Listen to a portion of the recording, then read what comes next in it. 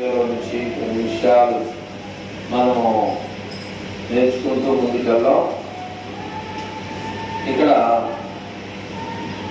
యోహాను సువార్త 6వ అధ్యాయము 52 నుంచి కొన్ని విషయాలు మనము చదువుకుంటూ ఉన్నాం. అయితే అందులో ఉన్నటువంటి విషయాలు దానిలో ఏముందో గ్రహించడానికి, వినడానికి, నేర్చుకోవడానికి దేవుడు అందించిన అవకాశాన్ని సద్వినియోగపరచుకోవాలని ప్రభు పేట మీకు తెలియపరుస్తూ ఉన్నారు. 52వ వచనం నుంచి కొన్ని మాటలు చదువుకుంటూ ముందుకెళ్తే బాగుంటుందని నేను ఆశపడతా ఉన్నాను.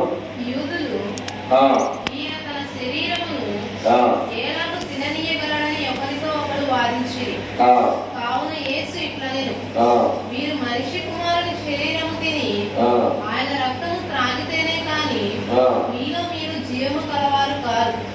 నా శరీరము తిని నా రక్తము త్రాగువాడే నిత్య జీవము గలవాడు. అంత్య దినమున నేను వారిని లేపుదును.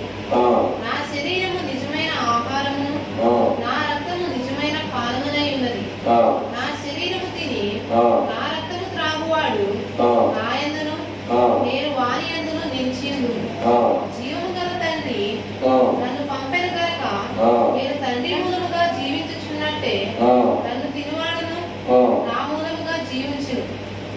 చాలా కొద్ది విషయాలు మనము వివరించుకుందాం. ఇక్కడ యేసుక్రీస్తు ప్రభువారు ఆయన చనిపోక ముందు రొట్టె కార్యక్రమాన్ని ఏర్పాటు చేశాడు. మీకు తెలిసి ఉంటే మంచిది, తెలియకపోతే చెప్తా ఉంటాను, ఇబ్బంది లేదు. యేసు ప్రభువారు రేపు చనిపోతారనగా ఏం చేశాడు? రొట్టె కార్యక్రమాన్ని ఏర్పాటు చేశాడు. ఇలాగే నాట్లా కూర్చున్నాడు. ఈ పక్క ఇదంతా కూడా 12 మంది శిష్యులు ఏర్పాటు చేసుకొని ఆయన ఎప్పుడు ఏర్పాటు చేశాడు అంటే ఎప్పుడు చెప్పారు. ఎప్పుడు ఏర్పాటు చేశాడు? చనిపోక ముందు, రేపు చచ్చిపోతానగా ఆ రొట్టె కార్యక్రమాన్ని ఏర్పాటు చేశాడు. ఎందుకు ఏర్పాటు చేశాడంటే నేను మరలా వచ్చేంత వరకు కూడా ఈ రొట్టెని, ఈ ద్రాక్షరసాన్ని తిని తాగాలన్నాడు. అయితే ఈ పని అందరితో ఆగిపోయిందా, కొనసాగిందా అనే విషయాలు మీకు ఎవరికైనా తెలిస్తే మంచిది, తెలియకపోతే తెలుసుకోవడం మంచిది. అర్థమైందా? నీళ్లు కింద పోయినాయి, ఎటు పొలం ఉంటే వెళ్ళిపోతున్నాయా, ఆగిపోయినాయా? అది కావాలి. వెళ్ళిపోయినంత వరకు వెళ్ళిపోయి నీళ్ళు కనుక ఏమైంది? అట్లా ఆగిపోయింది నీళ్ళు. అట్లాగే యేసు ప్రభువారు ప్రతికూలంగా ఆయన చచ్చిపోతానగా రొట్టె కార్యక్రమాన్ని ఏర్పాటు చేశాడు. రొట్టెని, ద్రాక్షరసాన్ని. దాన్ని గుర్తుగా నేను చచ్చిపోయిన తర్వాత మీరు నా శరీరాన్ని తినాలి, మీరు నా రక్తాన్ని తాగాలి. నా శరీరాన్ని తిని నా రక్తాన్ని తిని త్రాగువాడే నిత్య జీవం గలవాడు అన్నాడు. నిత్య జీవం గలవాడు అంటే ఎవరు? నిత్య జీవం గలవాడంటే ఎవరు? మరణం అనేది ఉండదు. ఆయన ఎక్కడుంటాడు అంటే పరలోకంలో ఉంటాడు. చచ్చిపోడిక. అదేంటంటే చాలా మంది చచ్చిపోతాం కదా, మళ్ళీ ఆయన ఎలా చూస్తారంటే దేవుడు చెప్తున్నాడు. దేవుడు ఖచ్చితంగా చెప్తున్నాడు. ఏమని చెప్తున్నాడు? మొదటి తెస్సలోనికీయులకు రాసినటువంటి పత్రిక 4వ అధ్యాయము 14 నుంచి చదువుదామా? 14 నుంచి చదువుదాం. ఫస్ట్ తెస్సలోనికీయులకు రాసినటువంటి పత్రిక 4వ అధ్యాయము 14-15 వచనాల్లో అక్కడ మనకి ఎవరు దొరుకుతారు అన్నమాట. చదువుదాం. ఇలా ఇంకా మళ్ళీ ఇక్కడే వస్తాను. యోహాను సువార్త కాడ వస్తా. మొదటి తెస్సలోనికీయులకు రాసిన పత్రిక 4:14-15. యేసు మృతి పొంది తిరిగి లేచాడని మనం నమ్మిన ఎడల అదే ప్రకారము యేసునందు నిద్రించిన వారిని యేసునందు నిద్రించిన వారిని దేవుడు ఆయనతో కూడా వెంట పెట్టుకొని వచ్చును. దేవుడు ఆయనతో కూడా అంటే యేసు క్రీస్తుతో పాటు తీసుకొని వస్తాడు. చదువు. యేసు ప్రభువు మాటను బట్టి యేసు ప్రభు మాటను బట్టి మీతో చెప్పునదేమనగా మీకు చెప్పేది అనగా ప్రభువు రాకడ వరకు సజీవులమై నిలిచియుండు మనము నిద్రించిన వారి కంటే ముందుగా ఆయన సన్నిధి చేరము. నిద్రించిన వారి కంటే ముందుగా ఆయన సన్నిధి చేరము. కనుక 14-15 మరొకసారి ఇప్పుడు చేద్దాం. అక్కడ నాకు అర్థం కాదా? యేసు మృతి పొంది తిరిగి లేచినని మనము నమ్మిన ఎడల అదే ప్రకారము యేసునందు నిద్రించిన వారిని దేవుడు ఆయనతో కూడా వెంట పెట్టుకొని వచ్చును. మొదట లేదా ఇక్కడ మొదటి దశలోనికి రాసిన 4:14 ఏం జరిగింది అదేనా? ఏమన్నారా? మొదటి దశలోని కలిగి రాసినటువంటి పత్రికలో మొదట అనేది ఉంటుందో నాకు సాగా లేదా 13:13 దేవుని గోడతోనూ పరలోకములో నుండి ప్రభు దిగి వచ్చును. ఇది కావాలి. క్రీస్తు నందుండి మృతులైన వారు మొట్టమొదటగా. క్రీస్తు నందుండి మృతులైన వారు అంటే ఎవరో మనకు తెలియాలి. క్రీస్తు నందుండి మృతులైన వారంటే మనకు తెలియాలి. ఆ తర్వాత సజీవులుగా ఉన్నవారు అందరూ కలుసుకొని యేసు ప్రభువారు తన తండ్రి అయినటువంటి దేవునికి మనందరినీ అప్పగిస్తారు. తీర్పు అనేది ఉంటుంది. అది ఎవరు చేస్తారంటే తండ్రి అయినటువంటి దేవుడు తీర్పు చేస్తాడు. ఆ తీర్పులో మనం ఉంటామా, తీర్పు దాటిపోతాం అనేది మన మీద ఆలోచన కలిగి ఉన్నాం. అయితే ఏంటంటే మొట్టమొదటిగా లేచేది ఎవరు అంటే నా శరీరము తిని నా రక్తము తాగువాడే నిత్య జీవం గలవాడు అంత్య దినములో లేని వాడిని లేపుతానన్నాడు. అక్కడే ఉన్నాడు. క్రీస్తునందు మృతి పొందిన వారు మొట్టమొదటి లేపడతారు. క్రీస్తునందు మృతి పడుకోండి ఏంటి? యేసు ప్రభువారు దేవుని కుమారుడని, అవునా కదా? యేసు ప్రభువారు దేవుని కుమారుడని నీ నోటితో ఒప్పుకొని నీ హృదయమందు విశ్వాసం ఉంచి మారు మనసు పొంది నెక్స్ట్ బాప్తిసం పొందిన తర్వాత అది యేసు ప్రభువారు దేవుడు పంపించాడు. ఆయన మీద నీకు విశ్వాసం ఉంచి మార్పు చెంది బాప్తిసం పొంది ఆయన స్వరక్తమించి సంపాదించిన సంఘంలో చేర్చబడి అప్పుడు వరకు నువ్వు ఆయన సంఘంలోనే ఖచ్చితమైనటువంటి ఒక నియమం కలిగి ఉన్నట్లయితే ఖచ్చితంగా ఆయన రాజ్యం అనేటువంటి పరలోకానికి వెళ్ళిపోతాం. నిత్య రాజ్యము. అక్కడ మనకి ఏడుపు పండుగ ఉంటుంది. ఉండదు. ఆనందం కలిగినటువంటి వారిగా ఉంటాం. శరీరం ఉండదు. మనకి ఆత్మ కలిగిన వారిగా ఉంటాం. మనం చాలా మంది అంటారంటే నేను నిన్ను చూడవచ్చు, నన్ను చూడవచ్చు అనే లెక్క అయితే నువ్వు అక్కడ వెళ్ళేసుకొని నేను ఇక్కడ వెళ్ళేసుకొని చెప్పుకోవచ్చు. కానీ ఎవరినెవరు చూసినా కానీ మనకి మాటలకి ఎట్లేమి ఉండవు. ఆత్మ రూపంలో ఉంటాం. యేసు ప్రభువారు చనిపోయి సమాధి చేయబడి తిరిగి లేచిన తర్వాత మాట్లాడాడు. ఆయన ఎక్కడికి వచ్చాడు? ముందుగా మగ్ధలేని మరి చూడాలని ఆశపడింది. తర్వాత 500 మంది జనాంగాన్ని కనపడ్డాడు. శిష్యులు కనపడ్డాడు.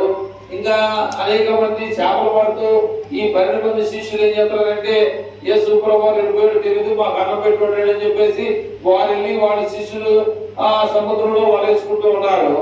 కానీ యేసు ప్రభువారు ఏం చేస్తున్నాడు? మీరు చెప్పాలి మాట. ఏం చేస్తున్నాడా? నేను సముద్రం మీద నుంచి వస్తా ఉన్నాడు. నమ్ముతారా? సముద్రం మీద నుండి వస్తా ఉన్నాడు. ఒక పడవ ఎలాగా మనిషిని తీసుకొని వస్తుందో ఆయన నేల మీద నడుచుకున్నట్టుగా సముద్రం మీద నడుచుకుంటూ వచ్చాడు.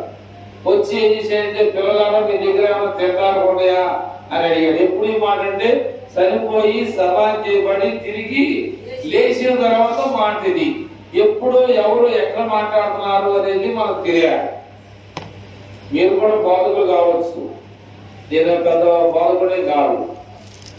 మీకు మైండ్ పెట్టలాక మనసు పెట్టలాక మీరు బాధకులు కాలేకపోతున్నారు, మీరు ప్రార్థన చేయలేకపోతున్నారు, మీరు పాటలు పాడలేకపోతున్నారు, వాక్యం చదవలేకపోతున్నారు. నీకు దేవుడి మీద ఏం లేదు నిష్ఠ. నిష్ఠ ఏంటి? నిష్ఠ నిష్ఠాకృప లేనప్పుడు మనం ఏం చేసినా కూడా ఏది మనం పొందలేము. నిష్ఠ అనేటువంటిది మనలో ఉండాలి, నియమం అనేది మనలో ఉండాలి, నీతి అనేది మనలో ఉండాలి, విశ్వాసం అనేది మనలో ఉండాలి. పేదరు నీకు విశ్వాసం ఉంటే నడిచిరా అన్నాడు. నాకు విశ్వాసం ఉంది నడుచుకుంటూ అన్నాడు. నడుతాను ప్రయాణం చేశాడు. కొంచెం దూరం వెళ్ళిపోయిన తర్వాత అతను ఏమొచ్చింది?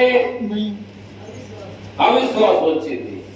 దేవుడు కూడా చాలా గొప్పవాడు, లేకపోతే ముంచే పరిస్థితి అయ్యో నేను మునిగిపోతాను అన్నాడు. అలాగా నిష్ఠాగ్రహ లేదా విశ్వాసం నమ్మకము ఇవన్నీ కూడా లేనప్పుడు మనం దేవుని దగ్గర ఏం పొందలేము. ఇక్కడ చాలా మంది ఏంటంటే ఈయన యేసు ప్రభు వారు ఏంటంటే శరీర సంబంధంగా ఉన్నాడని యూదులు అనుకున్నారు. ఈయన ఏం చెప్తున్నాడు? తండ్రి దగ్గర నుంచి వచ్చాడు కనుక దేవుడై ఉన్నాడన్న సంగతి జనానికి తెలియట్లేకుండా యూదులకి అర్థమవుతుందా? అక్కడున్న యూదులు అంటే యేసు ప్రభు బ్రతుకున్నటువంటి టైంలో మాట్లాడిన విషయాలు. ఈయన ఏంటి వడ్రంగి పని చేసుకునేవాడు కొడుకే అని ఆలోచన చేస్తున్నారే కానీ పరలోకంలో నుంచి వచ్చినటువంటి వ్యక్తి పరలోకంలో నుంచి రాకపోతే చచ్చిపోయిన వాడిని పాడ మీద తీసుకెళ్ళేవాడిని ఎలా బ్రతికించగలడు? ఈయనకి ఎక్కడి నుంచి వచ్చింది శక్తి అని ఎవడైనా గ్రహిస్తున్నాడా? ఎంతవరకు ఏంటంటే చెక్కల వడ్రంగి పని చేసుకునేటువంటి వాడి కొడుకు ఇంతటి నైపుణ్యతను, ఇంత విద్యని, ఇంత ప్రామాణ్యతను ఎలా సంపాదించగలిగేది అనేది వాళ్ళలో ఉంది. కానీ ఎవడు కూడా ఆత్మరూపంగా మాట్లాడలేకపోతున్నాడు. అయితే ఇక్కడ దేవుడు ఏమన్నాడంటే నా శరీరాన్ని తినాలని ఆయన అన్నాడు. వీళ్ళు ఏమన్నారంటే యూదులు 52వ వచనంలో యూదులు చదవాలి 52వ వచనంలో 52వ వచనంలో ఉన్నారు. అక్కడే యూదులు ఈయన తన శరీరమును ఎలాగూ తిననీయగలడని ఒకరితో ఒకడు వాదన పెట్టుకుంటారు. ఆయన శరీరం నేను చచ్చిపోతారుగా, ఆయన శరీరాన్ని కొడితే రక్తం వచ్చేస్తారు. ఈయన ఏంటంటే ఆత్మరూపంలో అంటే ఆత్మ సంబంధంగా మాట్లాడుతున్నాడు. వీళ్ళు ఏమనుకుంటారంటే ఆయన శరీరం ఏమో తింటాం అని. ఈయన ఎందుకని మాట్లాడితే నేను చచ్చిపోతాను బాబు, ఇక మీకు కనపడ కనుక ఈ పని మీరు చేయండి వచ్చేదా. కానీ ఇంకా బతుకుంటారా కోసుకునే దాకి ఏం చూపించాడు?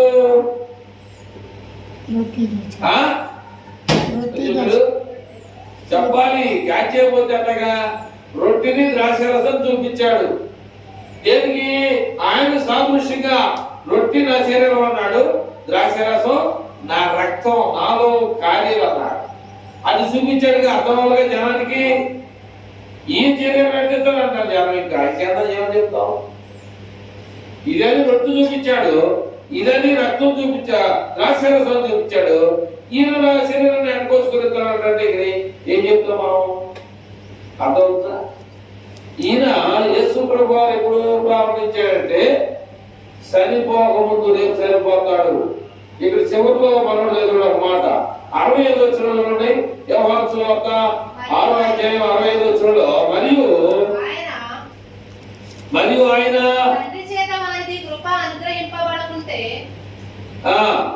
ఎవడును నా ఎద్దకు రాలేడని ఈ హేతువును బట్టి మీతో చెప్పిదిలేదు. అప్పటి నుంచి ఆయన శిష్యుల్లో అనేకులు వెనుక తీసి ఆయన శిష్యులు అనేకులు వెనక తీసి మరి ఎన్నడూ ఆయనను వెంబడింపలేదు. వెంబడించలేదు. కాబట్టి యేసు మీరు కూడా వెళ్ళిపోవాలని ఉన్నారా అని 12 మందిని అడగగా సీమోను పేతురు ప్రభువా ఎవరి యొద్దకు వెళ్ళదుము? నీవే నిత్య జీవపు మాటలు గలవాడవు, నీవే దేవుని పరిశుద్ధుడవని, నువ్వే గొప్పవాడు, మేము ఇంకెవరి దగ్గరికి వెళ్తామని చెప్పి మంచి మాట చెప్తున్నా. అసలు మేము విశ్వసించి ఎరిగి ఉన్నామని ఆయనతో చెప్పాను. అందుకు యేసు నేను మిమ్మును 12 ఏర్పరచుకొనలేదా? అందుకు యేసు నేను మిమ్మల్ని 12 ఏర్పరచుకోలేదా? మీలో ఒకడు సాతాను అని వారితో చెప్పాను. చదువు. సీమోను ఇస్కరియోతు కుమారుడైన యూదా, సీమోను ఇస్కరియోతు కుమారుడైనటువంటి యూదా 12 మందిలో ఒకడై ఉండి 12 మందిలో ఒకడై ఉండి ఆయన అప్పగింపబోచుండెను గనుక ఆయన ఈ మాట చెప్పారు. మీకు ఈ విషయం తెలియాలంటే నన్ను రేపు అప్పగిస్తున్నాడు ఇతను. ఎవరైనా ఇస్కరియోతు యూదా. మిమ్మల్ని విడిచిపెట్టి మీరు ఎలా వెళ్తామని చెప్పేసి పేతురు మాట్లాడుతున్నాడు.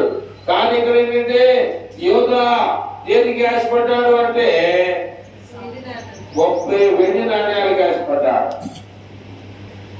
30 వెండి నాణ్యాలకు ఆశపడి ఏమయ్యాడంటే తన కుటుంబం సర్వం నాశనం అయిపోయాడు.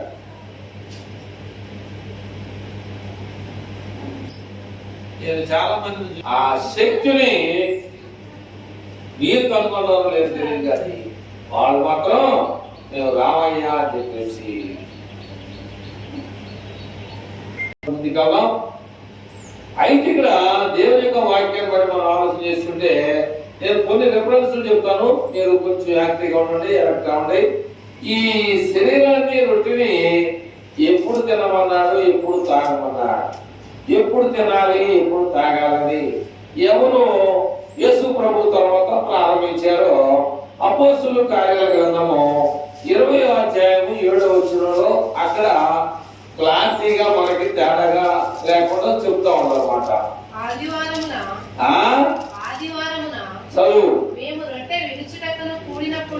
అసలు ఆదివారం నాడు రావడానికి కారణం ఏంటి? ఆదివారం వాళ్ళు రావడానికి కారణం ఏంటి? అర్థం కాదు. ఆదివారం వారు రావడానికి గల కారణం ఏంటమ్మా? ఆయన శరీరం అనేటువంటి రొట్టెని తినడానికి అక్కడ రాశాడు క్లాంతిగా. మేము ఆదివారమున రొట్టె వినడానికి కూడినప్పుడు పౌలు మరొక రోజు వేరే చోటకి వెళ్ళి అంత అర్ధరాత్రి వరకు కూడా ప్రసంగాన్ని కొనసాగించాడు. ఎప్పుడు అంటే ఆదివారం. ఆదివారం రెండో ఆదివారం అంతా అక్కడ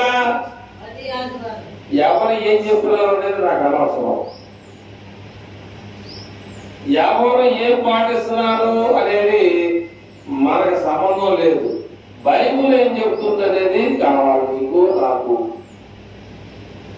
బైబుల్ రొట్టె విరవడానికి ఏ రోజు, ఏ ఆదివారం అని ఏమన్నా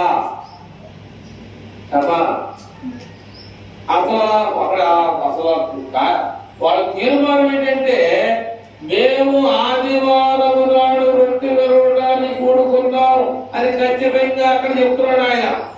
మనుషుల రోజు వేరే చోటకి వెళ్ళాల్సిన పని ఉన్నప్పటికీ కూడా అర్ధరాత్రి వరకు ఆయన ప్రసంగం చేశాడనే ఎటువంటి సంగతి ఆ వచనంలో నీకు తేటగా కనపడతా ఉంది. మీ బైబిల్ ఉన్నోడు, చదువుకున్నాడు చదవండి, లేదా అండర్లైన్ చేయండి, లేదా మీకు నోట్స్ పెన్నుంటే రాసుకోండి. రాసుకొని ఒకరికి చెప్పండి, నేను చెప్పాలనుకుంటే వినండి. అది సంగతి. కనుక ఇక్కడ ఇంకొక విషయాన్ని మీకు ముందు ఉంచాలని నేను ఆశ కలిగి ఉన్నా. ఏంటి ఆ విషయం అంటే కొరింథీయులకు రాసినటువంటి మొదటి పత్రిక, కొరింథీయులకు రాసినటువంటి అపోస్తలుడైన పౌలు కొరింథీయులకు రాసినటువంటి మొదటి పత్రిక 16వ అధ్యాయము 1-2 వచనాలని మనం అక్కడ పరిశీలన చేస్తే అక్కడ ఏం చెప్తున్నాడో అనేది ఒక్కసారి మనం పరిశీలన చేయొచ్చు. కొరింథీయులకు రాసినటువంటి మొదటి పత్రిక 16వ అధ్యాయము 1-2 వచనాల్లో ఏమన్నాడు? పరిశుద్ధుల కొరకైన చందా విషయమైతే నేను గలతీలో ఉన్నటువంటి సంఘానికి నియమించిన ప్రకారము మీరు కూడా పని చేయండి. నేను వచ్చినప్పుడల్లా అనుందా? నేను వచ్చినప్పుడు నేను ఎప్పుడు పడినప్పుడు వస్తే సందా పోగు చేయకుండా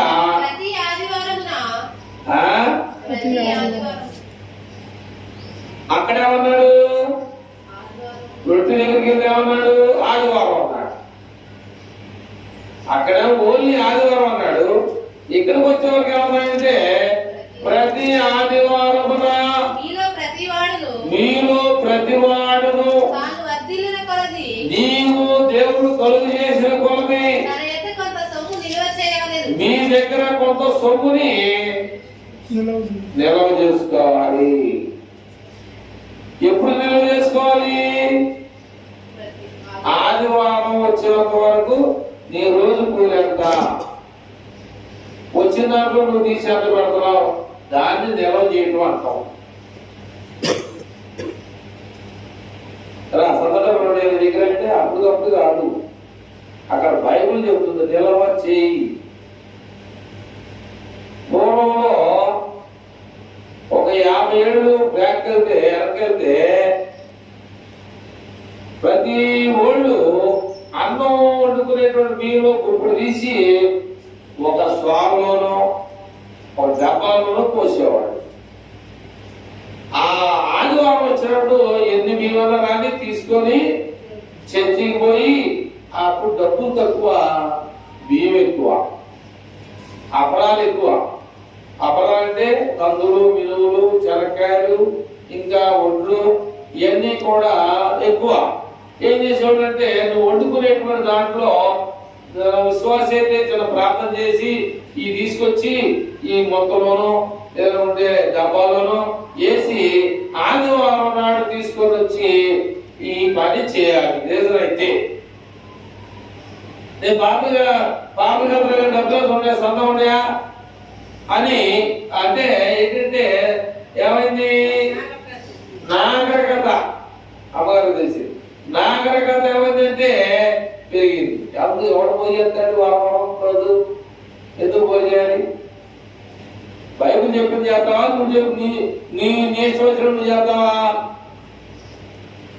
అక్కడ ఏమన్నాయంటే ప్రతి ఆదివారం నాడైతే సందా ఇయ్యాలి, కానీ రొట్టె అయితే ఆదివారం వద్దు. అంటే నీకు దేవుడు వద్దా? రొట్టెలుగా దేని గుర్తు? చెప్పట్లా. రొట్టెలుగా దేని గుర్తు? ఏ శరీరం? ఆయన అంటే యేసు ప్రభు వారి పేరు లేదా?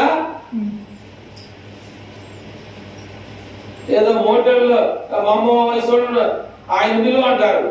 దేవుళ్ళే ఆయన్ని, ఆయన దేవుడు. ఏంటిది? దోయ్ ఇరా అని ఏమంటారు? దోయ్ ఓయ్ ఏంటి భాష? అది పేరుంది, యేసు ప్రభు పేరుంది. ఆయన శరీరం అంటే యేసు క్రీస్తు ప్రభు యొక్క శరీరం. నా శరీరం ఇది, నా రక్తం త్రాగువాడే నిత్య జీవం గలవాడు. అంచె దినాలంటే ఎప్పుడో మనకు తెలియదు, నాకు తెలియదు. అంత్య దినములో నేను వారిని లేపుతా. నువ్వు తిను తాగు నేను వచ్చే వరకు. అక్కడేమన్నా వచ్చాడు? 16వ అధ్యాయం. పరిశుద్ధులు అనగా ఎవరు? పరిశుద్ధులు. కానీ పరిశుద్ధులు అనేటువంటి మాటకి యోధ పత్రిక ఎక్కడుంది? 26వ పత్రిక అంటున్నాడు. మొన్న ఆయన చదివినటువంటి ఆయన ఎన్నో పత్రిక? యోధా పత్రికలో ఇక్కడ ఒక మాట ఉంది. యోధా పత్రిక బైబిల్లో ఒక మాట ఉందయా, ఎంత వచ్చినది మీరు అలా చూడగలరా? పరిశుద్ధులకి ఒక్కసారి అప్పగింపబడిన బోధన ఉంటుంది. వచ్చినలో 1వ అధ్యాయం ఉంటుంది. ఇందులో ఏమంటారా? ఎక్కడది ఎన్నో వచ్చిన గుర్తు పెట్టుకున్నా, ఎక్కడది? యోధా పత్రికలో ఒక మాట అంటాడు. నేను అండర్లైన్ చేసాను, నేను గుర్తులేదు. మీరు ఏమన్నా చూడగలిగితే అవకాశం ఉంటే చూడండి. అక్కడ ఏం రాశాయంటే, పరిశుద్ధులు అనే వారికి ఏం చేయబడింది?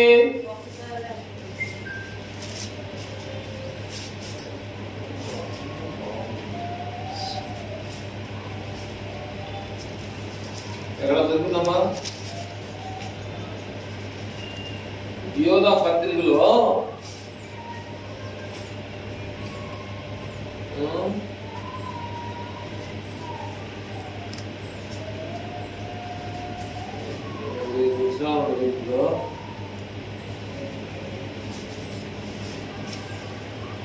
వెళ్ళామా?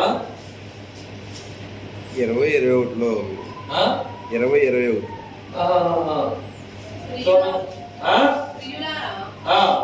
విశ్వసించు అతి పరిశుద్ధమైన దాని మీద మిమ్మల్ని మీరు పట్టుకొచ్చు, పరిశుద్ధాత్మలో ప్రార్థన చేయొచ్చు.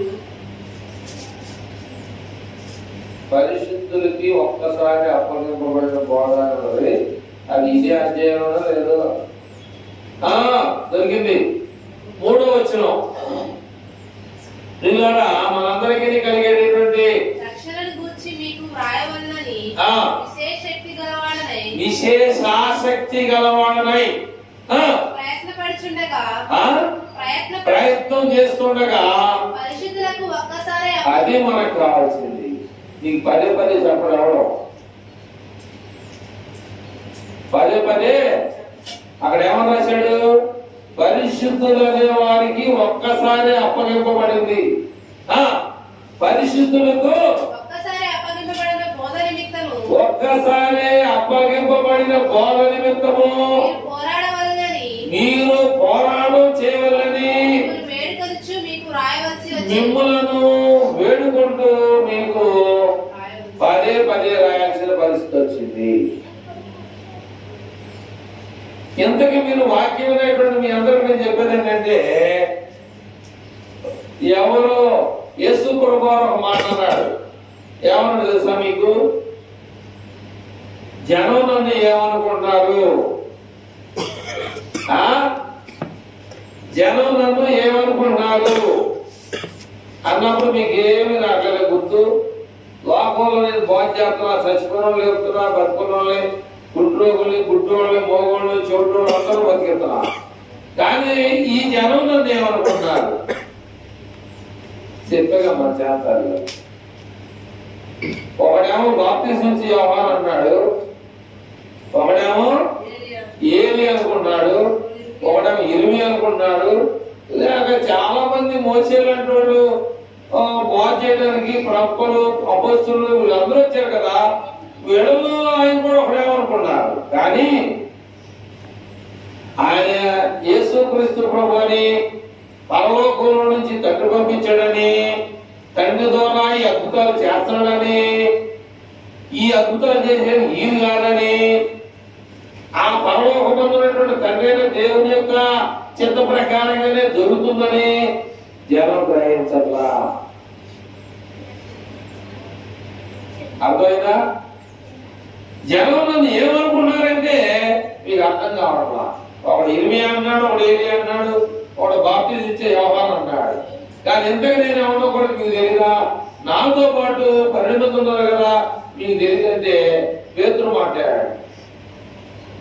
నువ్వు నజరేటువంటి ఆ యేసుక్రీస్తు ప్రభువుని పరలోకమందున్నటువంటి తండ్రి దేవుడు నిన్ను ఈ లోకాన్ని పంపేవన్న సంగతి నువ్వుగా చెప్పేది. పరలోకంలో నా తండ్రి చెప్తే నీకు తెలిసింది అన్నాడు. అక్కడ ఇంకా మనం తెలుసుకోకపోతే టైం లేదు. ఏ టైంలో ఏం జరుగుతుందో కూడా ఎవరికి తెలియదు కనుక మరి ఇక్కడ అక్కడ ఏమని రాశాడు? యోహాను మొదటి కొరింథీయులకు రాసిన పత్రికలో ఏమన్నాడంటే 16:16లో వచ్చేయరా 16:1-2 వచ్చినాలో పరిశుద్ధుల కొరకైన సత్తా విషయం గురించి ఎప్పుడు చెప్తే ఉన్నాయంటే ప్రతి ఆదివారం నాడు మీరు ప్రార్థన వచ్చేటప్పుడు కొంత సొమ్ము నిల్వ చేసుకోండి అన్న. అపొస్తలుల కార్యాలు 27 వచ్చిన ఉన్నాయంటే రొట్టె విషయంలో మీరు ఆదివారం నాడు రొట్టె విరవడానికి కూడుకోవాలి. అపొస్తలుల వారు కూడుకున్నారు, తర్వాత మనం కూడా పనిని చేయాలి. ఎవరు చేస్తున్నారు చేయట్లేదనే సంగతి దాని గురించి నేను వేరే వాళ్ళు వ్యతిరేకంగా నేను మాట్లాడాల్సిన అవసరం నాకు లేదు.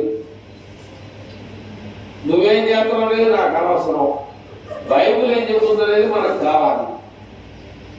కాబట్టి ఇక్కడ ఏమన్నాయంటే యూదా పత్రిక మీద 14వ తారీఖు మరి దేవరపల్లి అశోక్ అనేటువంటి ఆయన ఉన్నాడు. ఆయన గూడవెల్లులను తర్వాత తాడిగడప మరి ఏలూరు రోడ్లో చుట్టుకుంటలో కూడా 3 సార్లు సువార్త పనిచేస్తున్నాడు. ఎక్కడ కొవ్వూరు నుంచి వచ్చాడు మా కోసం. మేము అక్కడ ఒక 25-30 మంది అక్కడ షాపులని మాకు వాక్యం చెప్పడానికి కొవ్వూరు నుంచి వచ్చాడు అన్నమాట విశ్వేశ్వరరావు గారు. ఆయన పేరేంటి? విశ్వేశ్వరరావు గారిని కొవ్వూరులో ఉన్న క్రీస్తు కొవ్వూరు నుంచి కాళేశ్వరం వస్తుంటే ఏలూరు వచ్చేవారికి బాబు నేను ఏలూరు వచ్చేవారికి నా కార్యాలను తిరగబడిపోద్దామని అనుకున్నాను, కానీ మరి పెద్ద గాలి వచ్చేసేసింది. ఆ గాలిలో నేనే ఇక్కడ సరిపోతానేమో, మీకు వాక్యం చెప్తానో లేదని చెప్పేసి దేవుడు ఎలాగో నన్ను మీ దగ్గర తీసుకొచ్చి మాట చెప్పే ఆ భాగ్యాన్ని దేవుడు నాకు కలిగేశాడు. ఇంకా నా కోసం కూడా ప్రార్థన చేయండి. సుమారు 77 ఉంటాయి ఆయనకి. అలా కొవ్వూరు నుంచి వచ్చాడు. 60 కిలోమీటర్ల దూరం నుంచి మా కోసం వచ్చాడు. యోధా పత్రిక మీద 2 గంటలు బాగు చేశాడు. పరిశుద్ధులకి ఒక్కసారి అప్పగింపబడిన బోధ, దానికోసం దాని మీద మాకు ప్రతి నెల పిల్లలు ఎలా చెవులు పెడతాడో సరిగ్గా చెప్పకపోతే మా చెవులు పెట్టరు, కానీ అంత కఠినమైనటువంటి విషయాలు చెప్తా ఉంటారు. మీకు బోధ చేయడం చేత కాకపోతే, సంఘాన్ని పోగు చేయడం చేత కాకపోతే మానేసేయి. నీ చేతని పని చేసుకో, శుభ్రంగా బతుకు. నువ్వు పరలోకానికి వెళ్ళకుండా వాళ్ళ పరలోకాన్ని తీసుకెళ్ళకుండా ఉండొద్దు. నువ్వు పరలోకానికి వెళ్ళు, వాళ్ళు కూడా పరలోకాన్ని తీసుకెళ్ళు. ఏదో నీకు చేతనని కొన్ని మాటలు అలాగే చెప్పేసి నీ పౌరులు చేసుకోబాక. ఖచ్చితమైనటువంటి పనిని నువ్వు చేయి. ఆ పని తగినటువంటి ఫలితం సంఘం పొందుతుంది, నువ్వు కూడా పొందుతావు. ముందు నీకోసం ఆశీర్వాదం, తర్వాత నీ చెప్పే మాటలు బైబిల్ విన్న వారికి ఖచ్చితంగా వచ్చింది అని చెప్తామన్నాడు, చెప్పాడు. కనుక కొవ్వూరు ఎక్కడ? కొవ్వూరు నుంచి మా కోసం వచ్చి మాకు మంచి భోజనం, చేపలు కోరేసి భోజనం పెడితే నేను చేపలు తినమన్నా. సాంబార్ అంటే దేవుడి ద్వారా సాంబార్ దొరికింది అనుకున్నాను. అలాగా దేవుడి చిత్తాన్ని ఎవరు తినాలనుకుంటే వారికి ఆ మంచి ఆహారం దొరుకుతూ ఉంటుంది. అట్లాగే ఇంతవరకు మనం నేర్చుకునేటువంటి విషయాల్లో యేసు ప్రభు వారి యొక్క శరీరాన్ని గురించి, ఆయన రక్తాన్ని గురించి మనం నేర్చుకున్నాం. ఎందుకంటే ఈరోజు ఈ విషయాలు చెప్పాలని అనిపించింది, చెప్పడానికి దేవుడు పంపించాడు. కాబట్టి ఆయనగా యేసు ప్రభు, ఆయన ఎవరు పంపించాడంటే తండ్రి దేవుడు. ఆ తండ్రి అయినటువంటి దేవుడు సహాయంతో ఆయన అద్భుతాలు చేశాడు. అలాగే పరలోకమైనటువంటి క్రీస్తు ప్రభు వారి కానీ, యెహోవా తండ్రి అయినటువంటి దేవుడు కానీ, వారి ద్వారానే నేను కూడా మీకు ఈ విషయాలు చెప్పగలుగుతున్నా. అంతేగాని నాకు బాగా తెలుసు అని చెప్పి నేనే చెప్పా. ఆయన కూడా అన్నారు, బాబు నేను కూడా నేర్చుకునేవాడిని రా బాబు, నేనే పెద్దవాడు, వయసులో పెద్దవాడు అయితే అవ్వచ్చు, కానీ మీరేమన్నా డౌట్లు ఏమన్నా చెప్తారా? మీరేమన్నా నేను చెప్పిన విషయాల్లో ఏమన్నా ఇది తప్పుగా ఉంటే మీరు అడగండి, నేను చెప్తాను. నేను నేర్చుకోవడానికి వచ్చాను అన్నాడు. నేనేమనుకున్నాను మాకు పెద్దవాడు కదా, బాగా చెప్తాడు మేము అనుకున్నా. ఆయన ఏమన్నాడు? నేను చెప్పిన ఈ అధ్యాయంలో యోధా పత్రిక మీద మీకు ఏమైనా డౌట్ ఉంటే, నేను పెద్దవాడు కదా, నన్ను అడిగే అంత సాయం ఉందా అని మీరు అనుకోవద్దు. నువ్వు అడగపోయావనుకో నువ్వే నష్టపోతావు. నీ కడుపు లేదు కక్కేసావనుకో ఏమైంది? శుభ్రం కడుపు కూడా పోయింది. అర్థమైందా? అట్లాగా నీకు ఏదైనా డౌట్ ఉంటే అడుగు అని 1.5 గంట ప్రసంగం చేశాడు. అరగంట ఈ 25-30 మందిలో 2-3 అడిగారు. అడిగినలో నన్ను ఒక మాట అడిగాడు అని నేను చెప్పాను. ఆయన ఒక మాట అడిగాను, ఖచ్చితంగా జైలు పెట్టి చూపించాలని అడిగాడు. ఎమ్మటే సమాధానం చెప్పా. ఓకే అలాగే కదా. అట్లాగా నేను అడగలేదు, ఆయన నన్ను అడిగాడు. 100 మంది అడిగాడు, వాళ్ళకి ఆయన సమాధానం చెప్పాడు. అలాగా దేవుని కృపను బట్టి, మీ అందరి ప్రార్థన బట్టి, ప్రభు దయను బట్టి మరి ప్రతి నెల సేవకులు పోవడానికి వెళ్ళే అవకాశం. పోయిన నెల 9వ తారీఖున కొడవలిలో పెట్టాడు. ఈ మొన్న 14వ తారీఖునేమో ఏమంటారు తాడి గడపలో పెట్టడం, స్వార్థీలు కూడా పెట్టడం జరిగింది. ఇక వచ్చిన గురించి మాకు చెప్పాలా. ఆ ఇంటిమేషన్ వచ్చిన తర్వాత మేము వెళ్ళాలా, మన ఇష్టం, వెళ్ళొచ్చు వెళ్ళలేదు, ఎందుకు రాకూడదంటానికి వెళ్ళలేదు, మన ఇష్టం. అదంతా వెళ్తే వాటిని నేర్చుకుంటాం, వెళ్ళకపోతే ఆన్లైన్ నేర్చుకుంటాం. మాకు చేస్తారు. వెళ్ళామా మీకు ఎలా క్లాస్ చెప్తున్నారో అట్లా మా క్లాస్ చెప్తారు చక్కగా. మంచి class, note book, pen, Bible అన్నీ కూడా మా చక్కగా అన్నీ మా దగ్గర ఉంటాయి. అన్ని బండిలో ఉంటాయి. ఇది ఒక సైకిల్ పెట్టుకుని బ్యాగ్ ఉండేది, ఆ బ్యాగ్లో పెట్టుకొని పోయేది. అన్ని నోట్ పోసుకోండి, అన్నీ ఉండి చక్కగా నోట్ చేసుకొని మీకు చెప్తా ఉన్నామంటే మాలాంటి పెద్దవాళ్ళు దైవజనులు చెప్తాం ద్వారా నేను నేర్చుకోవడం ద్వారా ట్రైనింగ్ పంపే ట్రైనింగ్ పొందినంత మాత్రం రాదు. ఊళ్ళు తిరుగుతూ ఉంటే ఆయన ఎట్లా చెప్పాడు, ఈయన చెప్పాడు, ఆయన అలాగా మనం తిరుగుతాం. అర్థమైందా? అలాగా ఈ రోజు మనము యేసు ప్రభు వారి యొక్క శరీరాన్ని, ఆయన రక్తాన్ని తిరిగి త్రాగడం ద్వారా మనకి ఏం మేలు కలుగుతుంది అనే దాని గురించి కొన్ని విషయాలు నేర్చుకున్నాం. కనుక ఆ విషయాన్ని మీరు ఒకవేళ మీకు అవకాశం ఉంటే పరిశీలన చేయండి, లేదని కూడా దానికోసం తెలియకపోతే దేవునికి ప్రార్థన చేయండి. ఆ పిలుపులు రాసిన పత్రిక యోధా పత్రికలో 1:3 ఎవరు ఒకసారి చదువుతామా, చదువుకుంటున్నాం. ప్రియులారా ఏంటంట, మనకందరికీ కలిగని రక్షణను గురించి మీకు రాయటం అంటే ఇదివరకు చాలా మంది అంటే ఫోన్ లేనప్పుడు ప్రియాతి ప్రేమైన తల్లిగారికి నీ కుమారుడు రాయమని ఏమనగా అన్నట్టుగా ఆయన ఏమన్నాడంటే, ప్రియులారా మనందరికీ కలిగేటువంటి రక్షణ గురించి మీకు తెలియజేయాలని. ఎలాగా? నీ తల్లిదండ్రుల్ని ఎలా నువ్వు ప్రేమిస్తున్నావో అంతకన్నా ఎక్కువగా విశేష ఆసక్తి గలవాడు ప్రయత్నం చేస్తుండగా పరిశుద్ధులకు ఒక్కసారి అప్పగింపబడిన బోధ నిమిత్తము మీరు పోరాడవలని మిమ్మలను బతిమాలుకుంటూ మీకు తెలియాల్సి వచ్చింది. ఈ యోధా ఎవరంటే ఏంటమ్మా, ఏం పేరండి? యోధానా?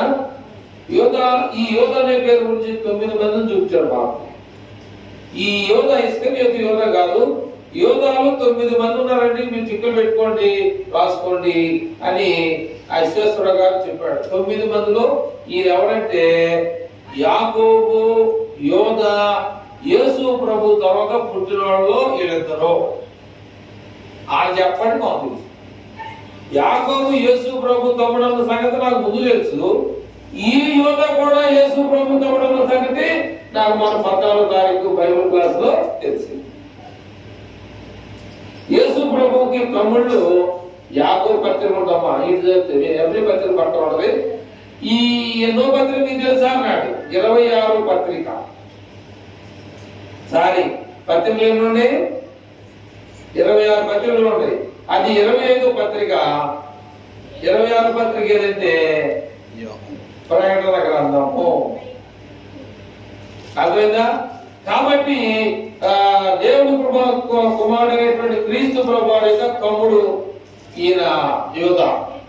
ఇస్కరియోతు యోధ వేరు, ఆయన చేసుకుని ఒప్పించాడు. ఈ యోధ వేరు. యాకోబు యోధా అని వారు వీళ్ళిద్దరూ యేసు ప్రభు తోడబుట్టినోళ్ళు అనమాట. వారు రాసినటువంటి విషయాలు అన్నమాట. కనుక కళ్ళు మూసుకుంటే ప్రార్థన చేసుకుని మన కార్యక్రమంలోకి ముందుకు కొనసాగే అవకాశాన్ని కల్పించుకున్నాం. ప్రార్థన చేసుకున్నాం.